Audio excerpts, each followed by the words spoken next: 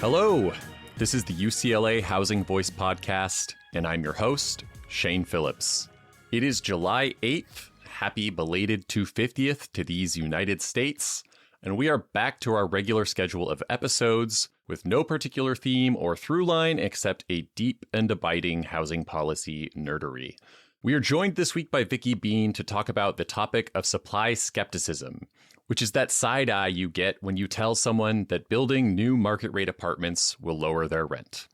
To be fair, if you phrase it that way, then you probably deserve the side eye. But as regular listeners will know, more housing really does tend to relieve pressure on the growth of rents and home prices. Yet that is not always an easy case to make. And making that case was much harder 7 years ago, in 2019, when Vicki and her colleagues published their first paper summarizing the main arguments of supply skeptics and the best available responses to them. That's why a major focus of that paper was a call for more and better research, to support with more empirical evidence, and better yet, causal evidence, the arguments that up to that point relied mostly on theory. In 2025, they published an update to that paper, and to a large extent, the call was heeded. We have much more and better research on what happens to rents and home prices when cities allow more housing to be built, not only at the citywide or metro area level, but even much more locally down to the block or neighborhood. We have a better idea of what more supply means for gentrification and displacement, and we've developed a much stronger understanding, backed by real-world data, on the mechanics of how home building improves affordability.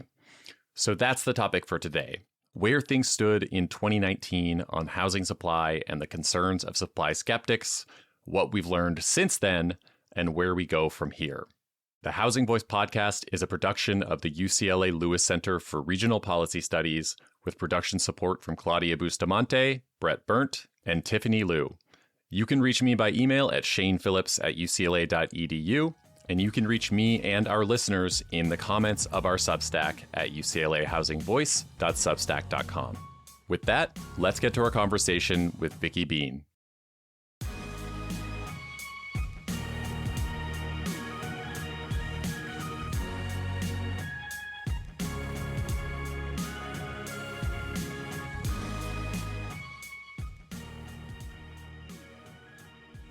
Vicki Been is Weinfeld Professor of Law at NYU School of Law and a faculty director of NYU's Furman Center for Real Estate and Urban Policy. Among other roles, she was also New York City's Deputy Mayor for Housing and Economic Development from May 2019 until the end of 2021. Vicki, thanks for joining us, and welcome to the Housing Voice Podcast. Thanks so much for having me. And my co-host today is Mike Lenz, Furmaner and former disciple of Professor Been, maybe forever disciple. You tell me, Mike. Hey, Mike. Yeah, I think once a disciple, always a disciple. Once a Furmaner, always a Furmaner. I'm also very happy to be back on the pod. I feel like it's been a very long time. Shane's got a fancy new microphone, but it's maybe not even that new. It's not. Things are it's changing. Just on the screen more. Cool.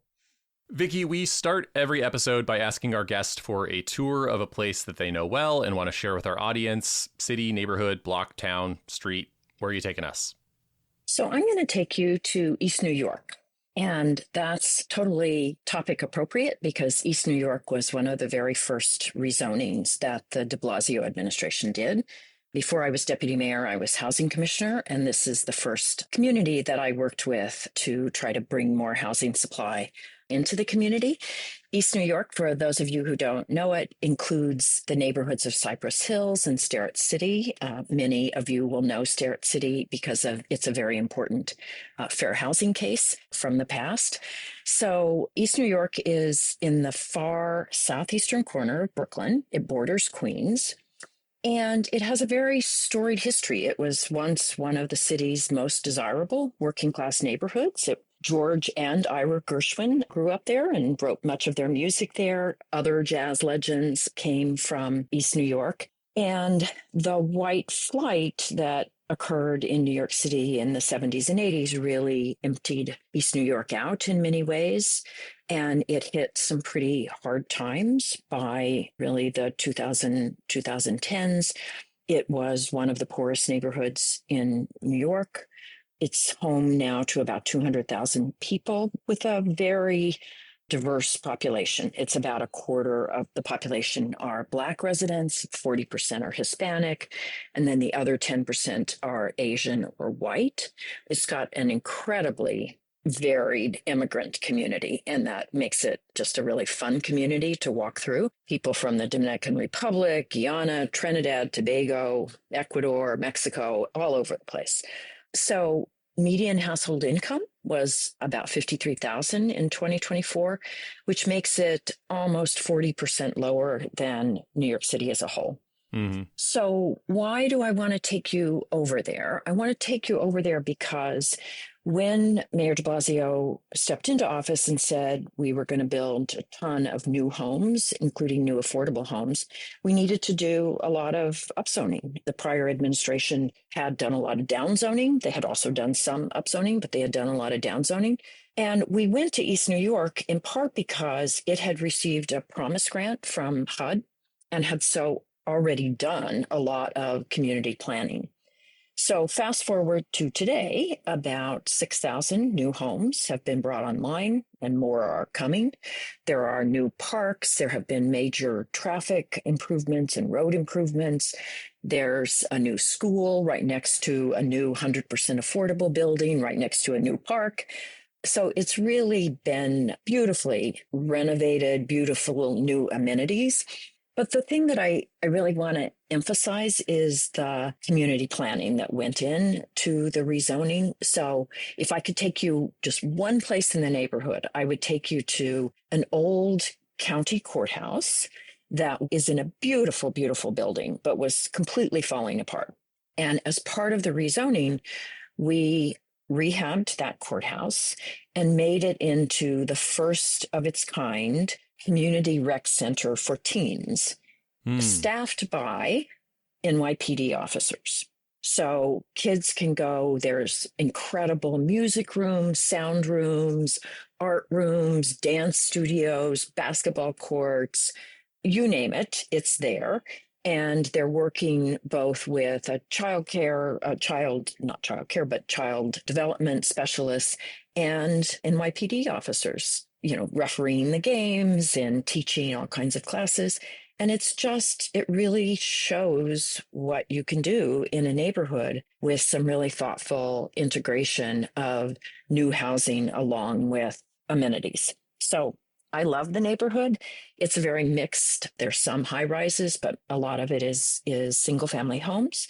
The home ownership rate, even though it's a very poor community still, is not that far off from New York City's as a whole. And it's just a very vibrant and wonderful place.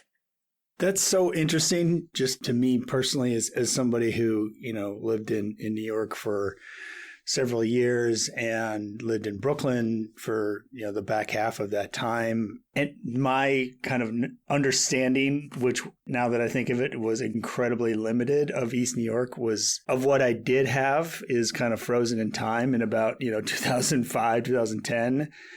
And to me, it just had like this dangerous reputation that I knew about. Interestingly, that you bring up, the history of jazz musicians coming from that area. I know of East New York primarily through rap lyrics, and that's not often a good thing, right? That's usually not a good thing. I feel not typically a great indicator. So a lot of references to violence in the drug trade, and to me, East New York, in the time I was living there, is certainly somewhere where nobody in like my social circle would be considering living, and so this is a much more complicated and interesting and optimistic picture of East New York than I certainly had back then. Yeah, I think before the rezonings, couple of years before the rezoning, there were 123 murders. So yes, it has come a long way. And the idea behind the police working with the teens in the community center was that they would get to know each other in a friendly setting so that later when they saw each other on the street, it would be a much better encounter. Right. So, we put a lot of money into the amenities. And I think that's one of the things that doesn't get discussed enough with these rezonings is, you have to bring good things to the neighborhood and you have to correct problems that are in the neighborhood in order to really make it work. Mm-hmm. Yeah, I have felt like here in California, that's one of the next frontiers of housing reform is, we did have to and still have to do more of zoning reform and building code reform and permitting reform and these things just to build more housing because housing affordability is such a central and fundamental issue. But we still have not really figured out how to ensure that that new housing is coming along with other good things, not just the affordability that it brings, but, parks and open space and community centers and just better design. I think we still have a ways to go there. So that's promising. It's really critical. I will say, we put aside $1 billion into a fund to help the neighborhoods that we were rezoning. But we also did something that I think you might want to consider out in California and across the country, which is we put affordable housing on top of libraries. Libraries are often, single story, 2-story buildings, and that land was owned by the city. So we were able to build a new library at the, first, second floor of the building and then put affordable housing above it. And that's been tremendously successful. So today's papers are titled Supply Skepticism and Supply Skepticism Revisited, published in Housing Policy Debate in 2019 and 2024, respectively, both authored by Vicki and former guests Ingrid Gould-Ellen and Kathy O'Regan. If you guessed that Supply Skepticism Revisited is a follow-up to Supply Skepticism, yes, correct. These papers respond to people who, quote, question the premise that increasing the supply of market-rate housing will result in housing that is more affordable, which is a topic near and dear to our hearts on Housing Voice. We've had a few authors cited in these papers on previous episodes, including Evan Mast way back in episode 5 and Simone Buechler and Elena Lutz in episode 83. But for a long time, we have wanted to have a member of the NYU Furman Triforce on the show to give us a big picture overview of where this field of research is at, beyond the findings of any particular study by itself. So here we are. I will surprise absolutely none of our listeners by sharing that Vicki and her co-authors find that supply skeptics' concerns are weakly supported at best in most cases, in contrast to strong and growing evidence that supply really does improve affordability. But as always, there are nuances and research gaps worth discussing, so that is what we're going to do. So Vicki, I said that this 2024 paper is a follow-up to the original one from 2019. The last time I'd read the first one was probably back around 2021, if not earlier. So I had totally overlooked or not realized maybe until preparing for this episode that the two are actually quite different. There's definitely some overlap, but the new paper is not just an updated version of the older one. So folks who are interested in reading them should check out both. What really stands out to me is how much more rhetorical the first paper is than the second, which is a lot more evidence-based. That's really the part that I had forgotten. For this conversation, I think it makes sense to start with the original paper and the questions that it addressed. Then we can bring in content from the revisited paper when it adds more evidence to those earlier questions and when it tackles new questions as more research has been published. But we'll just start with an overview of the major questions and concerns addressed in both of these papers. Tell us what those were, and Mike and I can ask you to elaborate if we feel like we need more context on any of these. Great. So we were hearing over and over and over again, both in, community meetings that I was doing for the city and in just the general media, we were hearing over and over and over again concerns that supply would not be helpful, right? And part of the argument was supply won't be helpful because it will just bring more people into my neighborhood. And that will, in turn, drive up prices rather than control the growth of housing prices or rents. And it will result in a different kind of people than are currently living in the neighborhood. So more people, no help on prices or rents, and different kinds of amenities, different kinds of coffee shops, art galleries, et cetera, that will bring people who don't feel like, my neighbors. So we were hearing that over and over again. And when we would counter that by saying, well, but, all the theoretical debates show that when you have more demand, you need more supply. And they would, I've changed my mind. Thank you. Yeah, they All would I need to really hear. not buy that. And so Did you actually draw a supply and demand graph on a chalkboard? probably yes, Mike. You know me. So we weren't obviously getting anywhere. And at the same time, we thought that there was something similar going on the other side of the equation is when we would talk to researchers and economists and we would say, hey, people don't believe this. We need more than just the sort of theoretical evidence. We need on the ground research that shows what's happened in particular neighborhoods to refute what people were feeling was happening, right? Or to address, not necessarily refute, but to tackle that question. So the first paper was really designed to say to the research world, hey, we're not succeeding in these theoretical arguments. We need more research. And so it was really designed to spur research and to help articulate the best version of the arguments that we were hearing and ask the research community, let's do a better job of addressing those arguments. So we tried in the paper, certainly, to marshal the existing both theoretical arguments and the existing evidence. But we also said, there are a lot of gaps here, folks. And we as researchers aren't doing our job if we're not doing more on the ground research that could be more persuasive to people.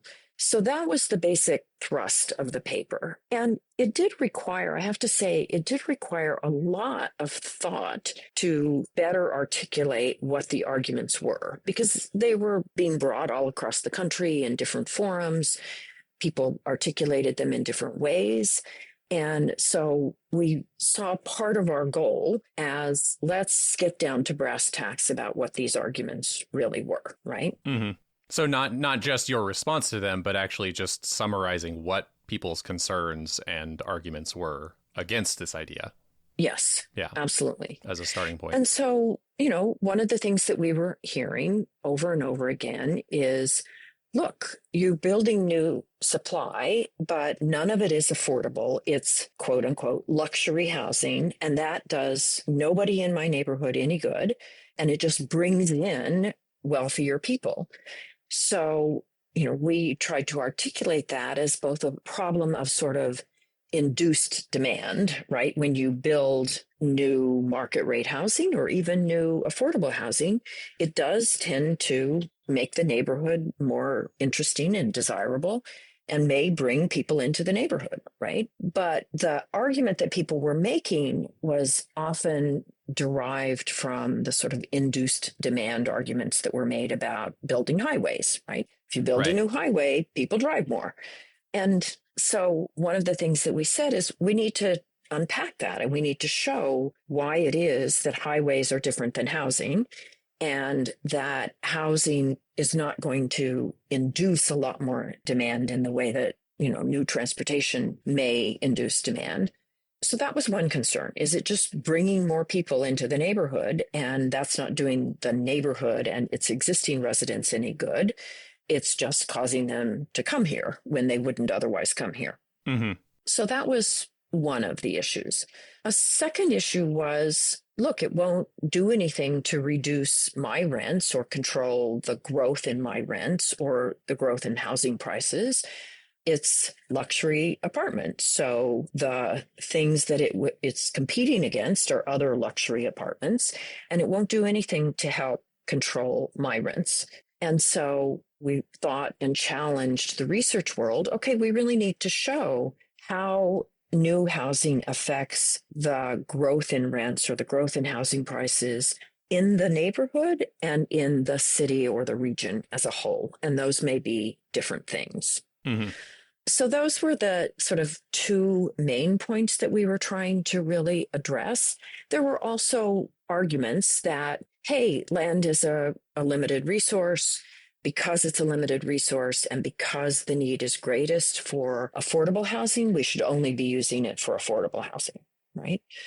And that really required us to think about, well, how would you even do that when wealthier people with more resources can outbid people with lower incomes and lower resources for the existing market rate housing. Maybe if we built it all as social housing or all as income restricted, subsidized, affordable housing, but that's an enormous amount of money that we're talking, an enormous amount of public resources that we're talking about.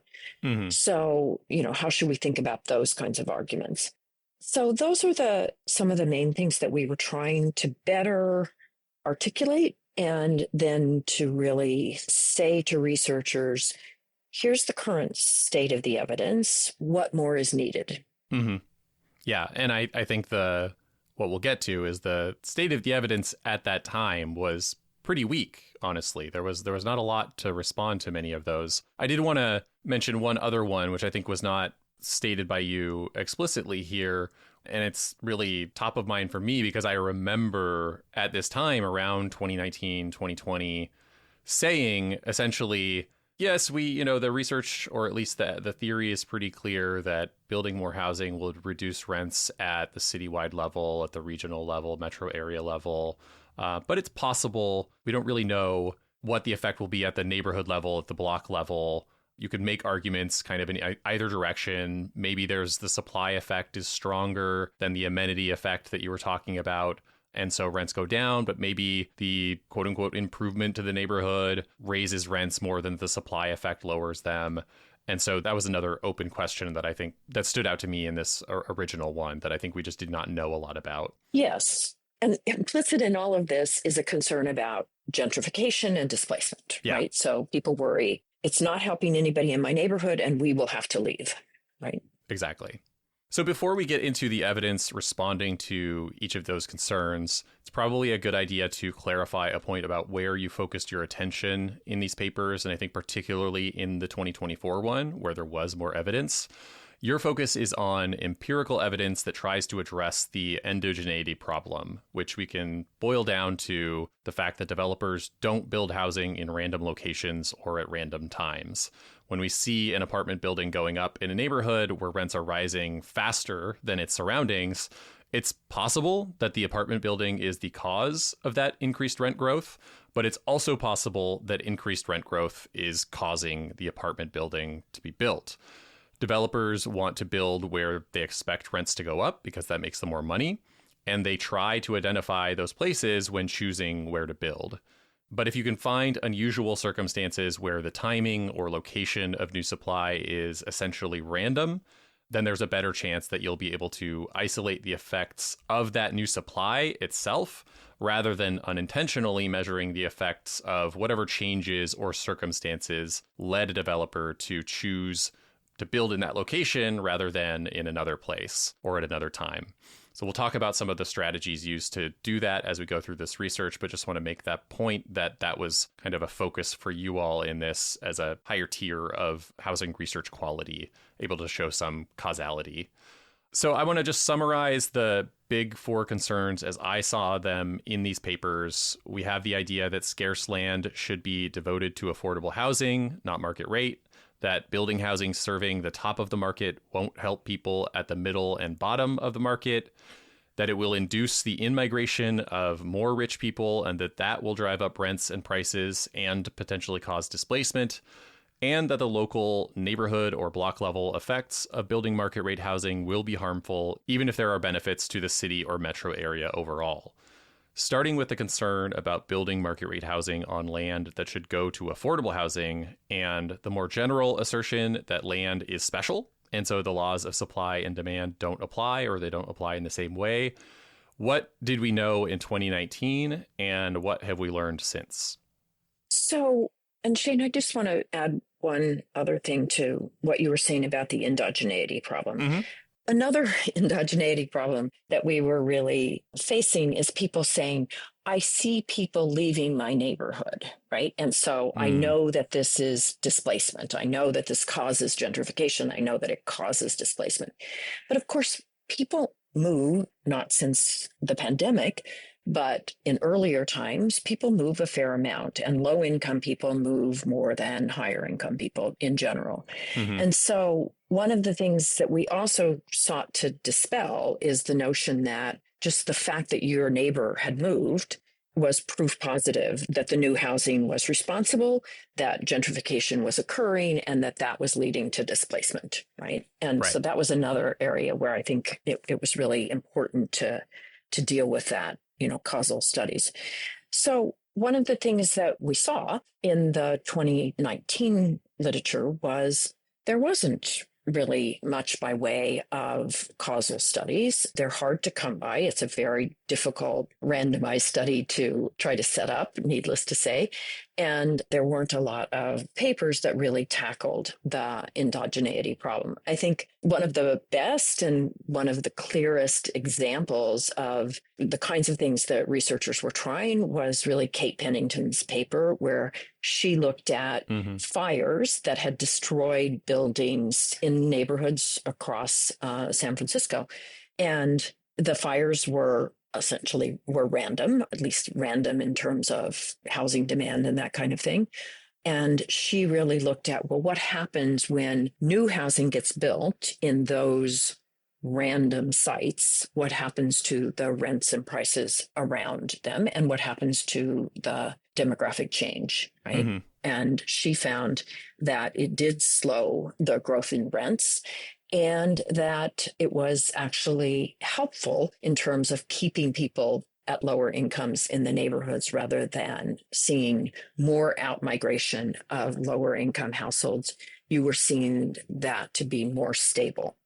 So I think that's a really good example of how hard it is to get these situations where you can really isolate the causal effects of new housing. But I think that paper was a really good one to show exactly what we need, right? The kinds of random variation that can help us identify the causal effects of new housing.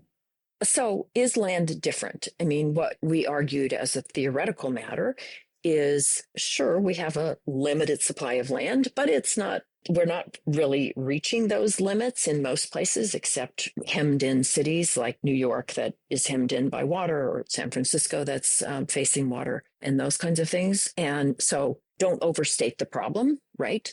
And of course, you can build higher on the land that we have. So density can address that scarcity problem, that people pointed to. So we really tried to address that, again, at a more theoretical level. There hasn't been, there's always research that indicates that land is disappearing, farmland is disappearing, that kind of thing. But it never really addresses the fact that, well, we could just build more densely. And part of that is many people don't like density. And so they reject that kind of argument out of hand because they don't want to see more density. But still, as a matter of supply and demand, we have an ability to both have more dense housing, and of course we have the ability to have denser housing that costs less if we made it easier to build that dense housing. Yeah, it's one thing to say there's no solution available to this problem, another to say I just don't really like the best solution available, which is to build more intensively in places where people really want to live. Which is a problem with our regulatory system in general, right? Is that we talk about, this housing proposal will have a terrible effect on X. And we don't ever ask, well, where will people live otherwise? And what effects will it have there? Yeah. The cost of doing nothing. Yeah. And I think the challenges to policies like inclusionary housing, affordability, mandates, that kind of thing are also a part of this in some ways where, these are policies that in a very direct way are trying to say, no, we want all land to have some affordable housing at least. And I've done work on this. Others have done work on the fact that there are real costs to that kind of policy. And they're not necessarily borne exclusively by developers or by landowners. But if it means we're building less housing overall, it means that renters themselves are paying those costs as well. It's a little bit of a different issue, but it's also, I think, very much in this same space. So let's move on to the next one in the list, this idea that new market rate housing does not help lower income people or lower their rents. This seems like the area that we've maybe seen the most progress on over the past 6 or 7 years, would you say? Absolutely. The housing moves study, or what some people call the chain studies, have been really, really helpful here. And there were, I guess, two studies that we, referred to, but there are even more now since we published even in 2024. And so the housing chain studies say, okay, family A moves into the new market rate housing. Family A did that by moving out of some other housing. So who moves into the housing that family A vacated? That's family B. And then if family B moves, and on down the chain. And what the research has shown is, as you open up housing at whatever income level, you also open up a whole bunch of housing below that at lower income levels. And so it does redound to the benefit of people at different income stratas as you look at who moved where and moved up the housing chain, so to speak. And the concern about filtering, I mean, first of all, that's a unfortunate word because of the sort of trickle down theories that many people associate it with. But also people say, well, but filtering, that takes forever and it doesn't benefit the low income families right now. But the housing chain studies showed no, it does help within a few years of the development of the new housing because somebody moves, in each of those chains. And so some of the studies, showed it made a difference within a 2-year period, that kind of thing. And the research was really compelling, in part because some of the research that was coming out of Norway, right? Norway, I always get this wrong. Oslo. Yeah, Oslo, right. Had amazing data, right? Data that us in the United States would be willing to, we might even give up Knicks tickets to get this kind of data. Let's put it that way. So, Game 3 anyway. Game 3 anyway, definitely. Yeah. So they had amazing data about the income levels of the families that were moving in. And they had this sort of natural control in that they had a social housing development in the very same neighborhoods as some of the purely market rate development. And they showed that as between the market rate development and the income restricted development, once you got to the second level of the chain that was no longer income restricted, because it wasn't moving into the actual affordable building, that you were seeing the same results in terms of income strata.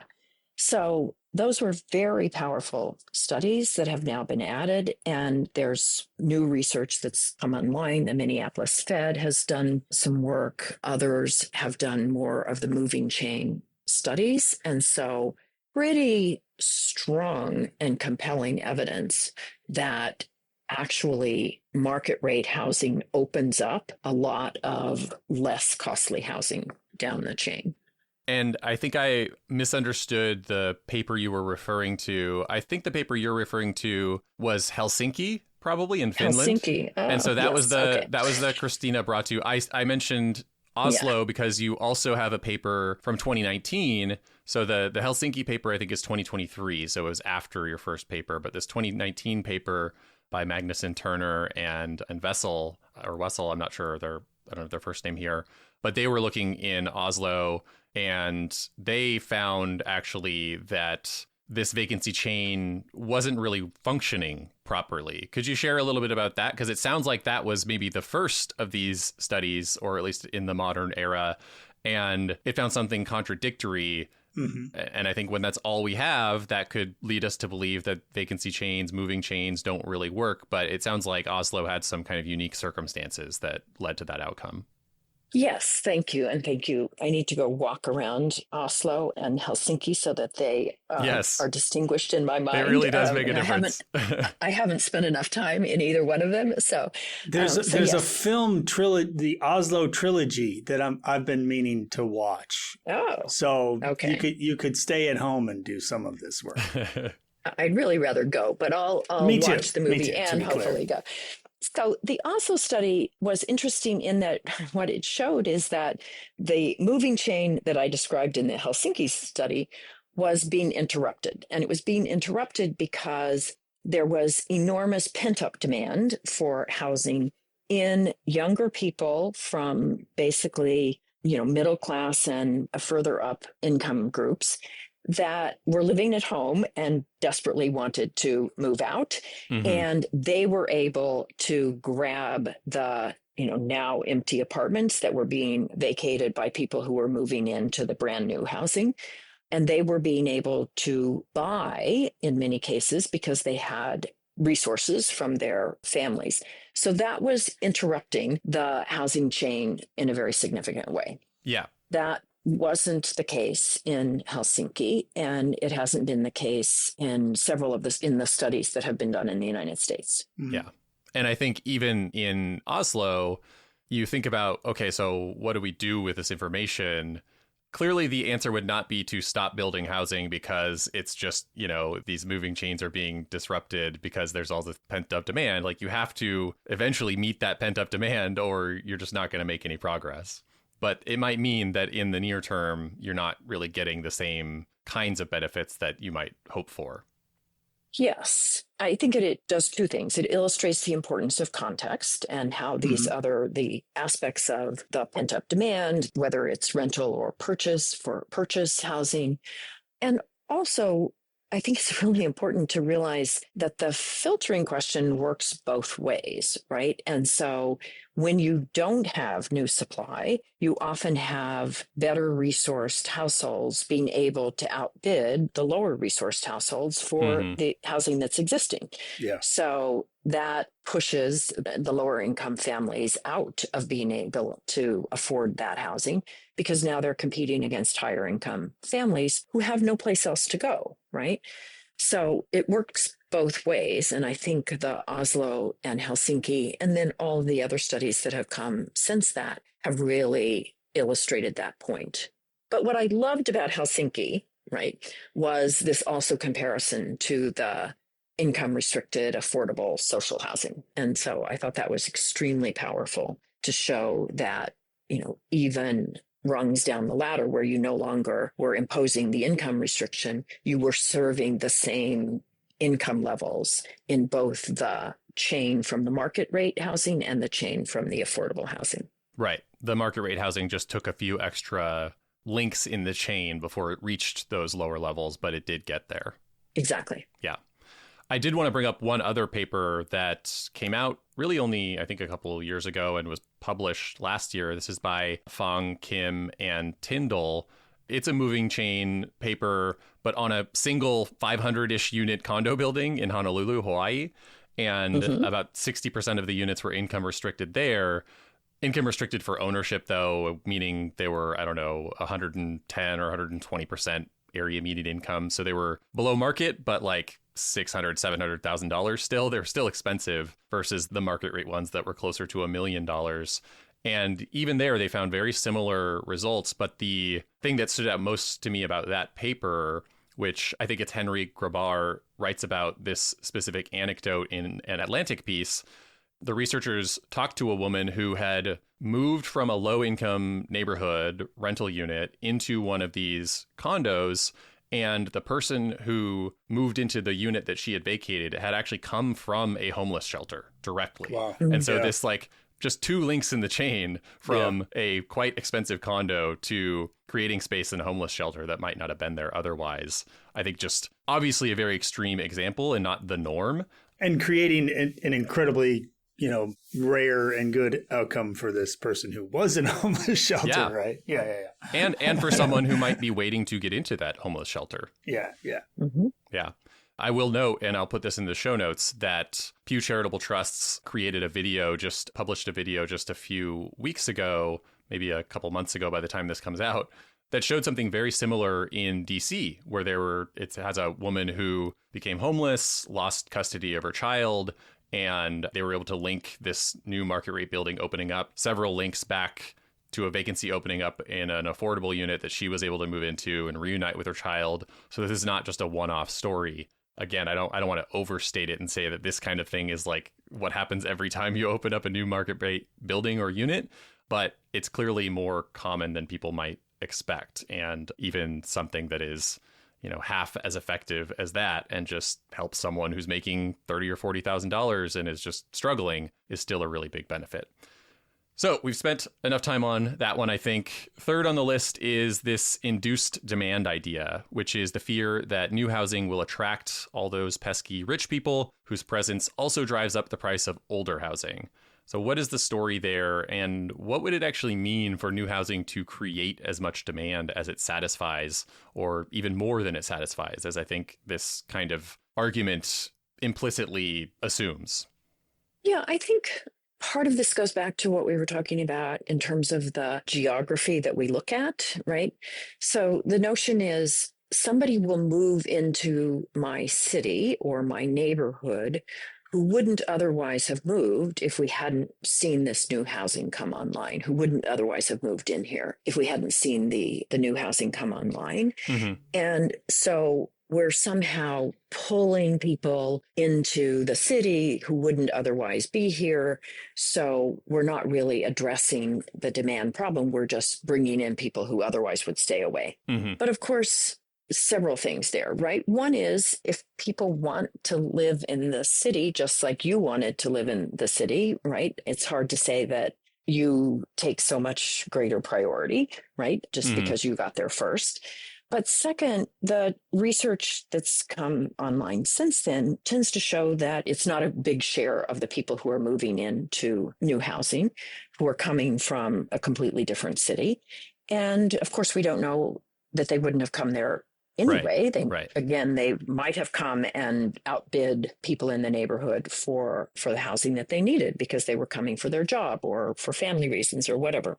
So I think the research has shown that you may be getting some share, that seems to be in the 25 to 30% share of people who are coming from another city or from the suburbs into the center city. But you are also opening up new, more affordable housing, not new as in brand new, but newly vacant, lower income housing in the cities those people left.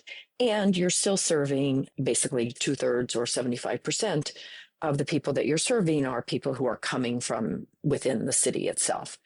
So I think that that's really important to recognize, but it also does, as I said, take us back to this notion of, well, who should we be thinking about? Just the people in the neighborhood, the people in the city as a whole, the people across the region as a whole? How mobile of a society do we really want to have?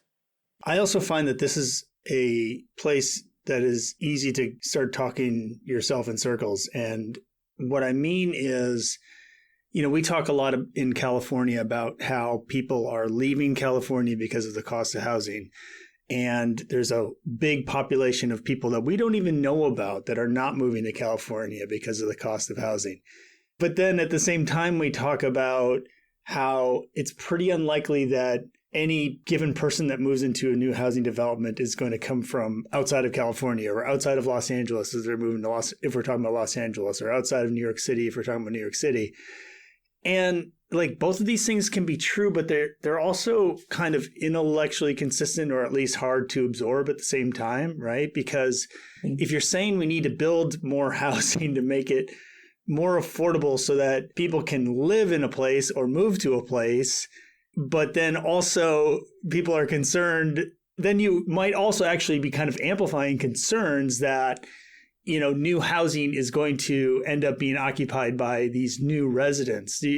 So again, I think it's really, this is a place where I at least find myself kind of chasing my tail a little bit rhetorically. And I feel like I just chased my tail rhetorically over the last 90 seconds. So I don't know. I don't know what we do with that.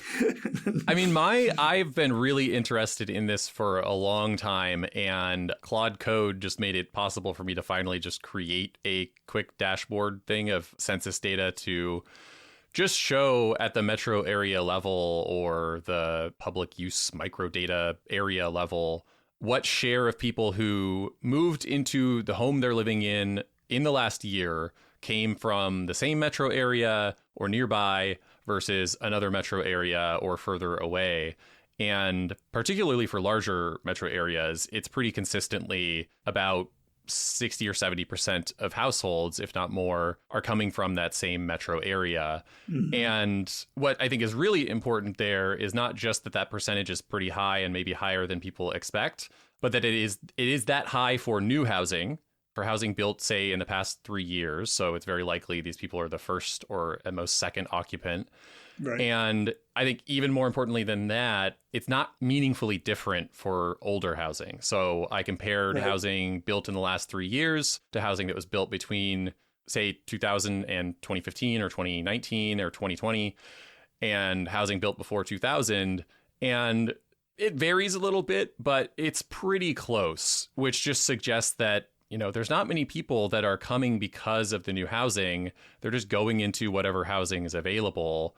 And you find that places that don't build a lot of housing do not really seem to have a smaller share of people living in older or relatively newer housing that are coming from other metro areas. It's just, all of this really suggests very strongly to me, which makes perfect common sense, that people don't, you know, go on Redfin and like search for new housing in any metro area in any state in the country. Like they get a job offer, they get a college acceptance offer, they want to move close to family, further from family, whatever.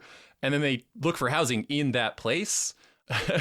So I think just, you don't really have to have any data to make this argument, but I do think it is helpful. And you know, I made a point of looking at Evan Mast's paper from 2023, since that was the big moving chain paper in the US. And he actually found about 70% pretty consistently of the people moving into those new market rate units that he was looking at in these 12 different metro areas across the United States, about 70% were coming from the same metro area, which aligned with the data that I saw. So that whole line of research, the moving chain research, really does depend on a fairly high share of people coming from nearby. Otherwise, the chain doesn't necessarily break, but it kind of departs for another place. And that place might benefit, but, you know, the locals may not care so much about that. Yeah, it's interesting, though, that you add this additional piece of the number is about the same for existing, for not new housing, right? But I also, I want to plus one Michael's comment about there is a lot of tension here in that, you know, we want people to be able to live where they want to live, but not if it's my city. You know? My city, yeah. And it's interesting that a lot of some of the initial research on the housing supply problem was this is making people be stuck in less productive areas where they actually don't have good job opportunities. They don't have interesting things going on. And as somebody who came from one of those areas to New York, I am particularly sympathetic to those arguments. But it is there are lots in our housing policy discourse. There are lots of tensions, right? Home ownership builds wealth. Oh, that's because housing costs appreciate. Oh, you know, and this is another one. We want people to be able to live where they want to live, but not in my neighborhood, right? So I guess that could lead us into, I think, one of the hardest of the questions that we tried to get researchers to work on, which is the question of what happens at the neighborhood level as opposed to the city level. Yeah, let's hear about that. And so, I mean, that's a really tough one, though. Even in 2019, there was a fair amount of research that showed that at a city or a regional level, having more supply meant lower housing price or rent growth. I want to say, sometimes people say, well, it will decrease rents. Usually what is going on is that it slows the growth in rents, right? And the growth in prices. Much like what rent control does, to be clear. Like, I think sometimes that's framed as a critique of it doesn't really lower rents, but it's like the people most likely to make that kind of argument are often also very strong supporters of rent control, which I'm very open to in certain forms as well. But rent control also doesn't lower people's rents. It just slows the pace at which they increase. In most cases. Even in cities that are talking about freezes, it's just a freeze, not a lowering. Yes. So and a freeze temporarily. You know, like I think even Mayor Mamdani's not saying we're going to freeze it forever. Right. I mean, we do hear calls at the public hearings on rent stabilization here for lowering the rent. But I was just going to say, you could do it, right? You could do it, but that would bring a new level to the legal challenges Yeah. to rent stabilization and rent control. So the evidence, pretty uniformly showed more supply at a citywide level or a regional level reduces the growth in rents and housing prices.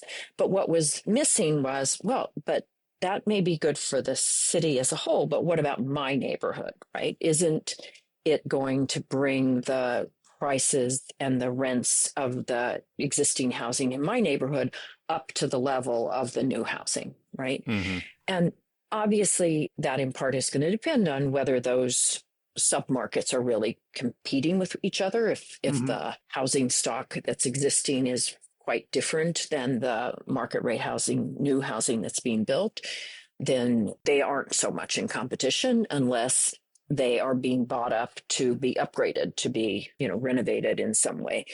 So, but the difficulty there is really the endogeneity problem, right? You're not seeing new housing being built in neighborhoods that the developers think people won't buy in or don't want to live in. Mm-hmm. You see neighborhoods being chosen by developers because they think that the demand is there or the demand is going there, or this is an area where new housing could bring new amenities, bring some life to the community.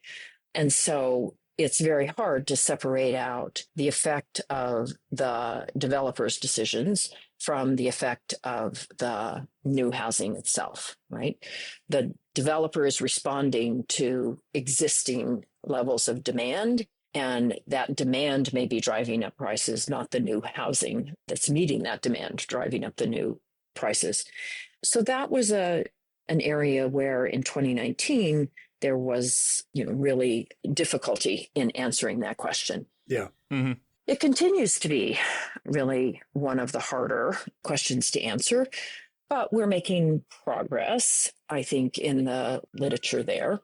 I will just do a little side tangent here, Shane, to say part of the issue is people say, for example, to go back to East New York, right? People would say, you're going to rezone, but what we've seen since the 2019 paper is studies that are really trying to tease out what is happening because of demand, increased demand in the neighborhood versus what is happening because of a supply increase, because new housing was built. And so we've seen a variety of papers. I mentioned the Kate Pennington paper earlier. There's a paper from Lee looking at the prices of the rents in existing housing when new buildings were built in response to some rezonings in New York.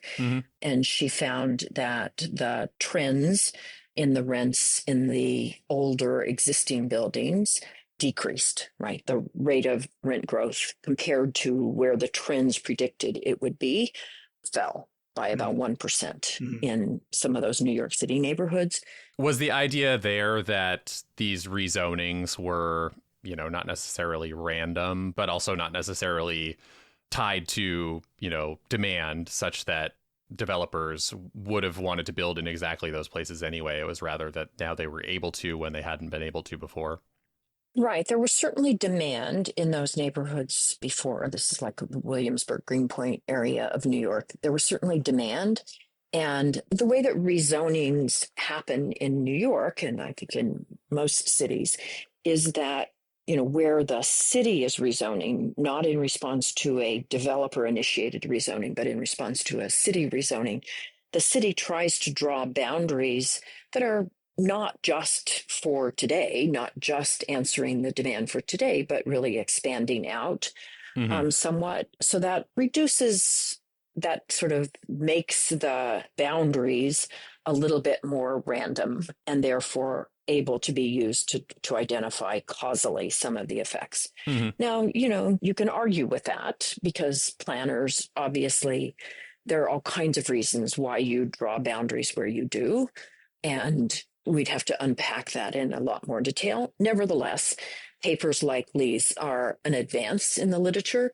We need to look for other ways of dealing with the endogeneity problem. And Jenny Schutz has written a paper about how hard it is to measure the impact of the land use reforms that are sweeping the country. And that's a major problem there as well, right? Mm-hmm. But nevertheless, I think the thing that I want to walk away with is we have seen more carefully, rigorously constructed, causally oriented papers that are looking at the neighborhood effects. And most of them, not all of them, but most of them are finding that even at the neighborhood level, new housing does tend to slow the growth in rents of the existing housing. Yeah, that's my interpretation of a lot of this new and exciting research. I want to add one more piece to this that I see a lot of. I hear it in class. I see it in, the rhetoric in upzoning discussions across the state and country, which is this question of like, what's going to happen to my neighborhood, right? Which is the question that we're really only able to answer in research is what's like the average effect? What's the typical outcome? Mm-hmm. And so, understandably, people want to know what's going to happen in my neighborhood, right? And not only can we not predict the future, so we can't really answer that question for those reasons, but we don't know if there's some kind of special sauce about any given neighborhood that's going to greatly complicate that. I think it's even more complicated than delivering blood pressure medicine to somebody. And there might be unanticipated, side effects of that medicine, or that individual is not actually treatable with that particular prescription, right? Like It's even more complicated for an individual neighborhood.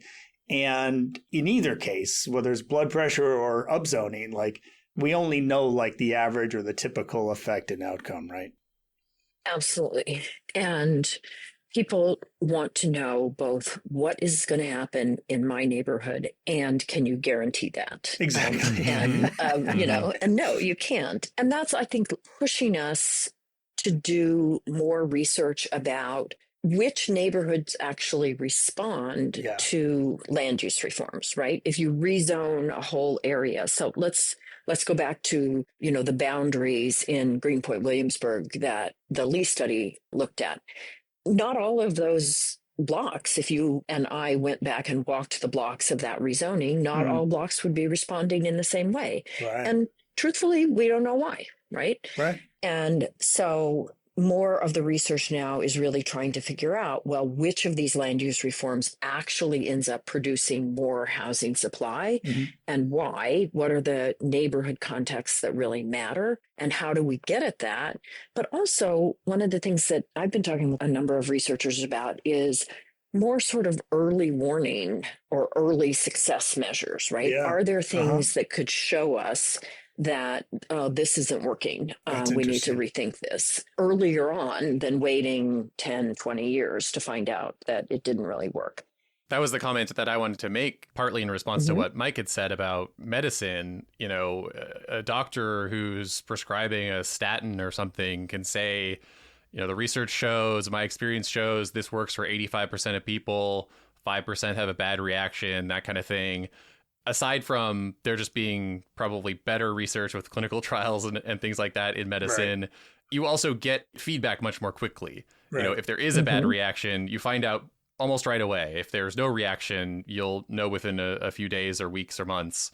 With housing and with policy reform like this, it could take years, decades before you can really know what the effects were. And even then, there's so many other things happening, in part because of how much time passes, that you can't necessarily ascribe a positive or negative change to any particular policy, which is not to say that this research we're talking about is not very persuasive. I think they're structured in such a way where they are really able to show the effects of these policy changes. But I do just think it's worth underscoring. I mean, I'm constantly struck even today, despite how much better research there is on these questions than there was 5 years ago, how little there really is and how much we still do depend on theory because studying these things has been so challenging. And I guess also because there's been, until recently, very few reforms to increase supply, to build more housing that have been enacted for us to study. Yes, well, that is progress, but we still need more of it, and we need a better understanding. And I think there's a new paper out that I saw presented at the American Real Estate and Urban Economics Conference in Washington a couple of weeks ago. And that is looking at a study. Now, again, I'm going to let me get my cities right. Well, actually, it was all across the Dutch landscape in the Netherlands, because it was a change to their, essentially like their growth boundaries or their kind of greenbelt areas that opened up some of that agricultural land for new supply in communities across the entire country. And so you had this interesting big land use reform, and with different timing going into effect, which gave you some causal ability to look at what's really happening. And so I think that paper is really interesting. It also raises some very important points about, well, what happens to jobs? And if we're worrying about the affordability of homes, of course, affordability is both a question of how much the housing costs and how much people are making in income. And so if we look at the effects of land use reforms on both of those, we'll have a fuller picture. So there are wonderful and fascinating things going on, but it's slow. I'll put this in the show notes. It's still a working paper, but another paper also on New York City that I think is really fascinating and has so much good information and analysis in it, which is, I think, by Vincent Rollet, who looked at, among other things, the likelihood that a site will be redeveloped based on the intensity of development that is allowed compared to the intensity of development that is there right now. And as you might expect, but there's not really been a lot of research to actually document this, the more capacity you have relative to what is there now, the more likely you are to see that site be redeveloped. And that also goes for places that have higher rents and home prices. You're more likely to see those sites developed as well. And so I'm looking forward to seeing that kind of be turned into a peer-reviewed paper or multiple, because there's so much in there. But that brings me to my last question, at least, which is there anything, I guess two questions, is there anything we missed of research that's come out recently that didn't make it into either of these supply skepticism papers, or maybe specifically the revisited one, that you were excited about? And then flip side to that, what do you think is still really needed? Where is the most attention needed? Well, I am excited about this paper that I mentioned, which is by Marco Giacoletti and Matthias Korovar and Franklin Quien. And so I'll send you that link so we can put it in the notes. I think that's an interesting paper, and it's like the Roulette paper. It's dense, 125 pages, and a lot going on there. But tying where are job opportunities being opened up and what is happening there to what's also happening on the housing front, I think is very important. And then these national looks, I think, are incredibly important. This sort of, across the entire country or whatever. One of the problems, obviously, that we have in the United States is we get a land use reform in California. How does that translate to Nevada, or much less, how does it translate to Maine, right? So in terms of what we need to focus on still, clearly we still need to do more work to deal with this indigeneity problem, right? And I wish we could have clinical trials, but that isn't the way the world works. But we need to do more work there. We need more to look at sort of the early indicators. We need to look at which of the land use reforms really makes a difference. But that, too, is hard to isolate, because when a legislature gets going, they tend to throw the entire kitchen sink at a problem. They don't tend to do it in a way that allows you to say, oh, well, but the ADU part of this legislation was what really worked and everything else didn't. Yeah, we're going to stagger our laws. We're going to pass one law every 3 years, first on density, then on floor area, then on height, then on setbacks. That would be great for researchers, terrible for everyone else. Yeah, that would make our lives easier, but definitely slow things down to a crawl. But we need to, really be, as researchers, really be conscious of, well, could we compare the ADU laws in California to the very different ADU laws in some other state and isolate enough that we could draw some conclusions there? So we definitely need to be working on that. I'll just give a plug, a shameless plug for the Furman Center's land use reform tracker, which we now are tracking land use reforms in some 40 states since 2017, and in pretty nerdy levels of detail about the differences between the legislation to help on exactly this question of how do we compare them across jurisdictions. So we definitely need to be doing more work there. And I think another interesting new paper that I've seen is Evan Soltis and Jonathan Gruber's paper on permitting, where they are looking at the sale of already permitted plans.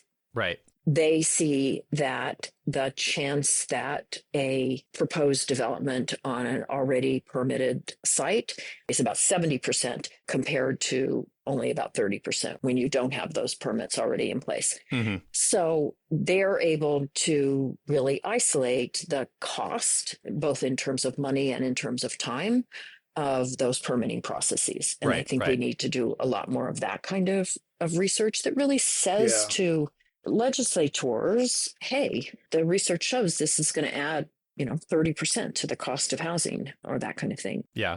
I think that study was on the city of Los Angeles specifically, or in LA County. And my recollection is they found that land that has received its permits, that is, the permits are ready to issue for whenever someone wants to start construction, that it sells for something like $50 per square foot more than land without permits. And that's real money. And as you say, I think actually assigning a value to that lays the costs of delay and uncertainty. It makes much more plain the costs of delay and uncertainty, whereas most of the time when researchers like us talk about it, it's just, kind of hand wavy. This definitely increases costs, slows things down, but it's very, very helpful to have actual numbers that you can put to that. It's helpful. It's really critical because especially in areas like New York City and many others where you have term limits for the legislators who are enacting, the local legislators who are enacting these zoning restrictions and land use restrictions is, what's their currency? They need to pass legislation. That's the main currency that they have. And you have to be able to say, well, you're passing legislation, yes, but that's not a success because it's going to add, $50 a square foot to the price of the land, right? Or whatever you can say. So I think it's really, really a critical area of research that we need to do, but very difficult. Yeah. So those are some of the things that I would suggest. I mean, we still, of course, need to understand that there will be people who incomes will never support the cost of operating housing. And so we will always need some alternate kinds of support. And so to the extent that we can do more research on how do we do that as cheaply and fairly and humanely as possible will also be important here. 100%. All right. I think that is where we will end it. Vicki Been, thank you for joining us on the Housing Voice podcast, and we'll have you back here in 5 years for Supply Skepticism Revisited Redux. Okay. We're going to have to start working on our words. Yeah. So thank you so much for having me, and thank you for this podcast, which is wonderful, a wonderful resource to all of us. And thank you both for all the work that you do, which we follow very carefully out here on the East Coast. So thank you all. Thank you, Vicki. You can find our show notes and a transcript of the episode on our website, lewis.ucla.edu. Talk with us and other listeners at uclahousingvoice.substack.com. The UCLA Lewis Center is on the socials. I'm on Blue Sky and LinkedIn at Shane D. Phillips, and Mike is on Blue Sky at MC Lens. Thanks for listening. We'll see you next time.